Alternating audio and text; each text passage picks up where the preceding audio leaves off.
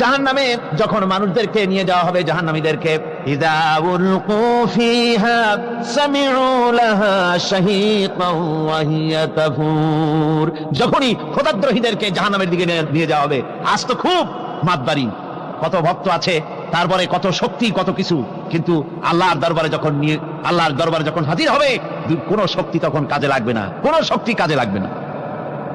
জাহান্নামে যখন তাদেরকে নিয়ে যাওয়া হবে, জাহান্নাম তখন গোসায় ফেটে পড়তে থাকবে, জাহান্নামের ভিতর থেকে গর্জন আসতে থাকবে, তাকাদু তামাইয়াজু মিনাল গায়জ, জাহান্নাম যেন গোসায় ফেটে পড়তে চাইবে।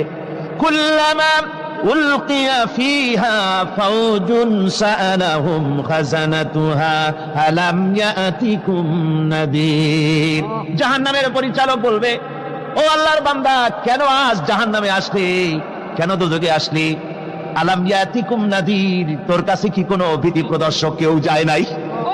কোন নবীর কথা কি শোনো নাই?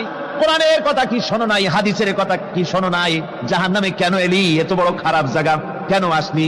শোনো নাই কি? কোনো ভয় দেখানো কেউ কি সব সতর্কবাণী শোনায় নাই? বেঈমানেরা বলবে, ক্বালু বালা ক্বাদ জাআনা নাযীর, হ্যাঁ আমাদের কাছে এসেছিল, আমাদের কাছে ভীতি প্রদর্শনকারী এসেছিল। ফাকাযযাবনা ওয়া কুলনা মা নাযালাল্লাহু মিন শাই, এসেছিল কিন্তু আমরা বলেছি বেটা মিথ্যে কথা বলে, জোরে কর নাউযুবিল্লাহ, বেটা মিথ্যে কথা বলে। কিসের বেহেশত, কিসের দোজখ? খালি খালি দোজখের একটা ভয় দেখাইয়া দুনিয়ার এই টাটকা সুখগুলি নষ্ট করতে চায় এরা। পয়গম্বরদেরকে এরকম বলেছে, আর আলেমদেরকে যখন কোরআন হাদিস থেকে বলা হয় তখন বলে এরা জানি দোজখের কথা কইতে, দোজখ কিসের আর বেহেশত, সে তো এক অসভ্য উদ্যান, জোরে কর নাউযুবিল্লাহ। এমনি করে তারা তামসা করে। ওরা বলবে আমরা এসেছিল ভীতি প্রদর্শনকারী, আমরা মিথ্যে মনে করেছি, বলেছি ওটা মিথ্যে কথা, আর বলেছি আল্লাহ এই ধরনের কিছু নাজিল করেন নাই। জাহান্নামীরা বলবে, وقالوا لو كنا نسمع أو نعقل ما كنا في أصحاب السعير, আরে লাউ কুন্না নাসমাউ, তার মানে হলো যদি আমরা শুনতাম অর্থাৎ মানতাম, যদি নবীর কথা মানতাম, কোরআনের কথা যদি মানতাম, আর যদি ভালো করে বুঝতাম, মা কুন্না ফি আসহাবিস সাইর, তাহলে আজকে এই জাহান্নামের কঠিন শাস্তি আমাদের লাভ পেতে হতো না, জাহান্নাম থেকে বেঁচে যেতে পারতাম। কি সর্বনাশ করলাম বুঝি নাই, যা কিছু শুনেছি মানুষের কথা মতো শয়তানের ওয়াসওয়াসায় পড়ে তো ভুলই করলাম। সেদিন যতই আফসোস করা হোক না কেন, এই আফসোস কোনো কাজে লাগবে না। সুতরাং ওই জাহান্নামের কঠিন শাস্তি থেকে রক্ষা পাওয়ার জন্য, এই জাহান্নাম এত বড় কঠিন, যার জন্য একজন মহিলা হাদিস শরীফ এসেছে, হুজুর সাল্লাল্লাহু আলাইহি ওয়াসাল্লামের কাছে এসে বলছে, হে আল্লাহর রাসূল, আমি জিনা করেছি, আমাকে শাস্তি দেন। ওই মহিলা জানে যে জিনার শাস্তি হলো তাকে প্রাণদণ্ড দিয়ে দেওয়া, সঙ্গে সার করে দাও, মহিলা জানে। হুজুরের সামনে এসে বলছে, হুজুর আমি জিনা করেছি। হুজুর মুখ ফিরালেন ডান দিকে, মহিলা আবার ডান দিকে এসেছে, বলছে হুজুর আমি জিনা করে শাস্তি দেন। হুজুর আবার বাম দিকে ফিরলেন, মহিলা আবার বাম দিকে। তিনবার বলা হয়ে যাওয়ার পর হুজুর বলছেন, ও মহিলা, জিনা করার পর তার দ্বারা তুমি গর্ভবতী হয়েছো নাকি? বলে হ্যাঁ গর্ভবতী হয়েছে। আল্লাহর নবী বললেন, মহিলা তুমি অপরাধ করেছো, কিন্তু তোমার গর্ভস্থিত সন্তান তো কোনো অপরাধ করে নাই, সুতরাং তোমার উপরে শরীয়তের হদ জারি করা যাবে না, ডেলিভারি হোক তারপরে বিচার হলো। মহিলা চলে গেল আফসোস করতে করতে যে আমার বিচার হলো না, যদি এর মধ্যে আমি মরে যাই তাহলে জিনা করেছি। দুনিয়ার শাস্তি তো সহজ, পাথর মেরে উড়িয়ে দেবে, সঙ্গে সার করবে, এটা তো সহজ, কিন্তু কিয়ামতের ওই কঠিন জাহান্নামের আগুনে জ্বলতে পারবো না। মহিলাটি সন্তান ডেলিভারির পরে মহিলা চলে এসেছে রাসূলের কাছে, হুজুর এই সে আমার বাচ্চা ডেলিভারি হয়েছে, আপনি মেহেরবানি করে আমার উপরে হদ জারি করেন, শাস্তি দেন। আল্লাহ নবী বলেন, মহিলা তুমি অপরাধ করেছো, কিন্তু তোমার সন্তানের হক আছে, তোমার বুকের দুধ 2.5 বছর পর্যন্ত সে পান করবে, আমি তার হক নষ্ট করতে পারি না। মহিলা আবার চলে গেল কাঁদতে কাঁদতে, যদি এর মধ্যে মরে যায়, 2.5 বছরে যেতে পারে নাই, তার আগেই মহিলা ওই বাচ্চাটাকে কোলে নিয়ে হাতে একটা রুটি দিয়া হুজুরের কাছে আসছে। কত পেরেশানি দেখেন। মহিলা এসে বলেন, ইয়া রাসূলুল্লাহ, আমার এই বাচ্চা এখন দুধ ছেড়ে দিয়েছে, সে রুটি খাইতে পারে, হুজুর আর দেরি করবেন না, এই শাস্তি না নিয়ে যদি মরে যাই জাহান্নামের কঠিন আযাব আমি ভোগ করতে পারবো না। আল্লাহর নবী ওই মহিলাকে অর্ডার দিয়া দিলেন, একে বুক পর্যন্ত মাটির মধ্যে গেড়ে দিয়া চতুর্দিক থেকে পাথর নিক্ষেপ করো। মহিলাকে নিয়ে পাতাকে বুক পর্যন্ত মাটির ভিতরে গেড়ে দিয়া চতুর্দিক থেকে যখন পাথর নিক্ষেপ করা হচ্ছিল, রক্ত ছিটে এসে একজন সাহাবীর গায়ে পড়ায়, সাহাবী মহিলাকে ভর্ৎসনা করলেন। আল্লাহ নবী বললেন শুনতে পেরে, নবীজি বললেন ও সাহাবী ভর্ৎসনা করো না, বরং এই মহিলার তওবা আল্লাহ রাব্বুল আলামিন এমন ভাবে কবুল করেছেন, যদি সে তওবা দুনিয়ার সব মানুষকে ভাগ করে দেওয়া যায় তাহলে সমানভাবে ভাগ করে দেওয়া যাবে।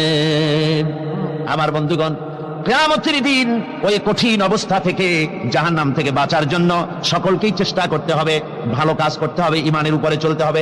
আল্লাহ রাব্বুল আলামিন বলেন ইন্নাল্লাযীনা কাযযাবু বিআয়াতিনা ওয়াস্তাকবারু আনহা লা তুফাত্তাহু লাহুমুল আবওয়াবুস সামা।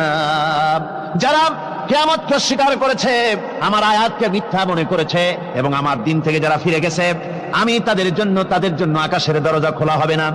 ওয়ালা ইয়াদখুলুনাল জান্নাহ, আর তাদের জন্য বেহেশতের দরজাও খোলা হবে না।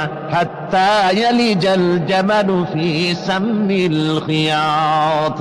আল্লাহ রাব্বুল আলামিন বলেন, উটের সূচের ছিদ্র দিয়ে উট গমন করা বরং সহজ হতে পারে, সম্ভব হতে পারে। এই লোকগুলির আল্লাহর জান্নাতে প্রবেশ করা এর থেকেও অসম্ভব, অর্থাৎ কখনোই তারা জান্নাতে প্রবেশ করতে পারবে না।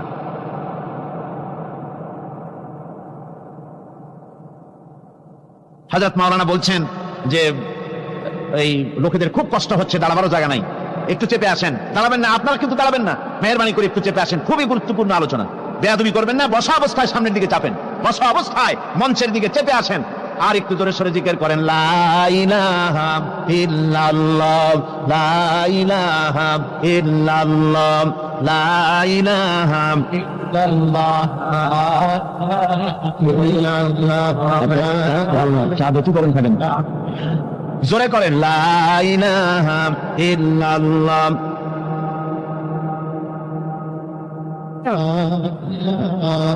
لا إله إلا الله، لا إله إلا الله، لا إله إلا الله মুহাম্মাদুর রাসূলুল্লাহ। বসেন, একটু দাঁড়াবেন না, বেয়াদবি হয়ে যাবে। কোরআনে কারীমের আলোচনার মাহফিল, খবরদার দাঁড়িয়ে থাকবেন না, বসেন, তাড়াতাড়ি করে বসেন। আল্লাহ রাব্বুল আলামিন বলছেন লাহুম ফিহা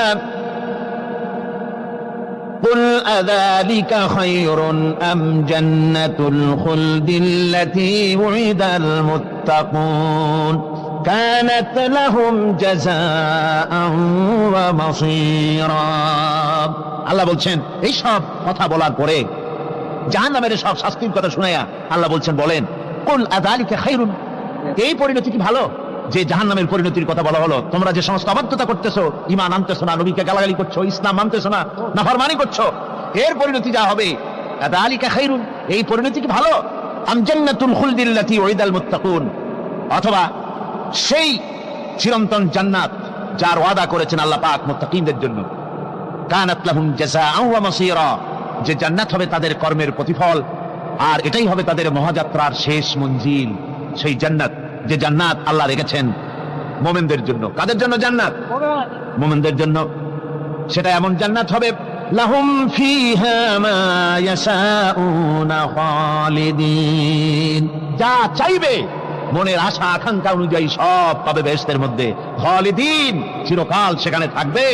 কানা আলা রাব্বিকা ওয়াদাম মাসউলা, এটা হচ্ছে তোমার রবের অবশ্য পূরণীয় ওয়াদা। জোরে বলেন সুবহানাল্লাহ।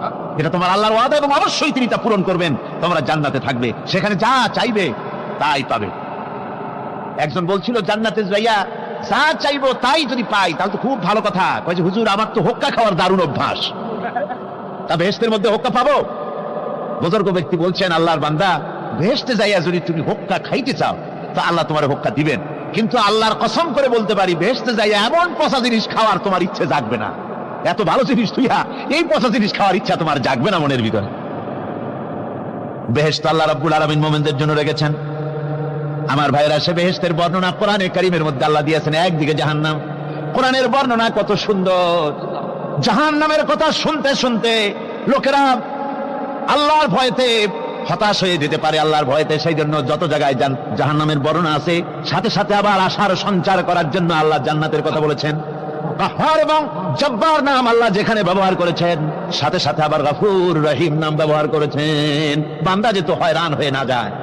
আমার ভাইরা, একদিকে জাহান্নামের এই কঠিন শাস্তির কথা, আবার অপরদিকে আল্লাহ বলেন, শোনো, এমন জান্নাত আমি রেখেছি, মাসালুল জান্নাতিল্লাতী উইদাল মুত্তাকুন, এমন বেহেশত মুত্তাকিনদের জন্য যার ওয়াদা করা হয়েছে, এমন বেহেশত সেটা, ফিহা আনহারুম মিন মাইন গায়রি আসিন, সেখানে এমন সুন্দর স্বচ্ছ পানির ঝর্ণাধারা, সুমিষ্ট পানির ঝর্ণাধারা রাখা হয়েছে, ওয়া আনহারুম মিন লাবানিন লাম ইয়াতাগায়্যার তা'আমুহু, আর সেখানে দুধের ঝর্ণা রাখা হয়েছে যার স্বাদ কখনো নষ্ট হবে না। বেউকিফেরা বলে কি, জান্নাতের ভিতরে মদ খাওয়ানো হবে। ওই যে একটা সাপ্তাহিক পত্রিকা, এক শয়তান মহিলা, অর্থাৎ ইসলাম যাবে না, জানে না, খবিসা মহিলা, ইসলামের প্রতি বিদ্বেষ, এই বিদ্বেষ নিয়ে সে লিখেছে, বেহেশত হচ্ছে অসভ্য উদ্যান, জোরে কর নাউজুবিল্লাহ। বেহেশত হচ্ছে অসভ্য উদ্যান, আর এই বেহেশতের ভিতরে পৃথিবীর অতৃপ্ত বহুগামী পুরুষদের স্থান হচ্ছে বেহেশত। আর সেই বেহেশতের ভিতরে আল্লাহ পাক মানুষদেরকে মদ খাওয়া সুন্দরী সুন্দরী নারী দেবেন। এই সব সুন্দরী নারী আর মদের প্রলোভন দেখিয়ে মানুষকে নামাজ পড়াবার জন্য, রোজা করবার জন্য উৎসাহিত করা হয়েছে। জোরে কর নাউজুবিল্লাহ। কোরআন শরীফে কোথাও বলা হয় নাই যে বেহেশতের মধ্যে আল্লাহ মদ খাওয়াবেন। আছে কোথাও? আছে কোথাও? বরং আল্লাহ রাব্বুল আলামিন বলেছেন, জান্নাতে কি পান করাবো শোনো, ওয়াসাকাহুম রাব্বুহুম শারাবান তাহুরা, জান্নাতের ভিতরে তোমাদেরকে পান করানো হবে শারাবান তাহুরা, পবিত্র পানীয়। তাহের এবং তাহুর দুটি কথা। তাহের বলা হয় সেই জিনিসকে যা নিজে পাক, আর একজনকে পাক করতে পারে না, যেমন মধু, যেমন তেল, যেমন দুধ নিজে পাক, কিন্তু দুধ দিয়ে যদি কেউ গোসল করে, দুধ দিয়ে যদি কেউ উযু করে, ও নিজে পাক, কিন্তু আপনাকেও পাক করতে পারবে না। এটার নাম হচ্ছে তাহের। আর তাহুর বলা হয় সেই জিনিসকে যে নিজেও পাক এবং অন্যকেও পাক করে দিতে পারে, যেমন পানি। পানি নিজে পাক, ওটার দ্বারা উযু করলে, গোসল করলে সেও কি হবে? পাক হয়ে যাবে। আল্লাহ তাই বলেন, জান্নাতের ভিতরে ওয়াসাকাহুম রাব্বুহুম শারাবান তাহুরা, জান্নাতের ভিতরে শরাবে তাহুর পান করানো হবে। ওই শরাবটা নিজেই পাক, আর যে পান করবে তাকে আরো পরিচ্ছন্ন, পবিত্র করে দেবে। জোরে বলেন সুবহানাল্লাহ।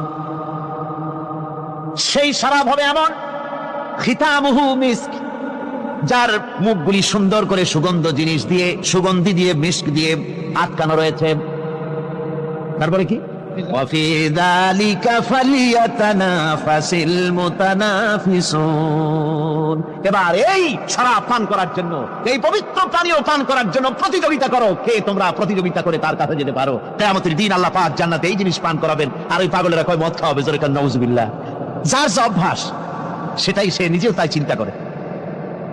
আমার বন্ধুগণ, জান্নাতের ভিতরে আল্লাহ রাব্বুল আলামিন এভাবে মধুর ঝর্ণা রাখবেন, দুধের ঝর্ণা রাখবেন, সতত প্রবাহিত ঝর্ণাধারা সেখানে থাকবে। মুত্তাকিনা আলাল আরাইকি লা ইয়ারাউনা ফিহা শামসান ওয়ালা জামহারিরা, জান্নাতীরা ঠেস দিয়ে ছায়ার মধ্যে আরাম করে বসে থাকবেন। না তাদেরকে সূর্যের তাপ জ্বালাতন করবে, আর না তাদের সেখানে কোনো কষ্ট হবে। এমনি করে আরাম করে তারা তার ভেতরে থাকবে, আর সেখানে তাদেরকে সুন্দর করে ছায়া সুনিবিড় এক সুন্দর জান্নাতের ভেতরে, এক সুন্দরতম পরিবেশের মধ্যে আল্লাহ রাব্বুল আলামিন তাদেরকে সেখানে রাখবেন। এরপরে তারা ওয়াইদা রাআইতা সুম্মা রাআইতা নাঈমান ওয়া মুলকান কাবীরা, সেখানে যেদিকেই তাকাবে সেদিকেই শুধু নিয়ামতের সাম্রাজ্য দেখতে পাবে, শুধু নিয়ামত আর নিয়ামত, এগুলি তাদের চোখে পড়বে। সেখানে না সূর্যের তাপ আর না শীতের প্রকোপ, কোনো কষ্ট নাই, মানুষের শরীর থেকে ঘামও বেরোবে না, সেখানে বার্ধক্য এসে কাউকে পীড়া দিবে না।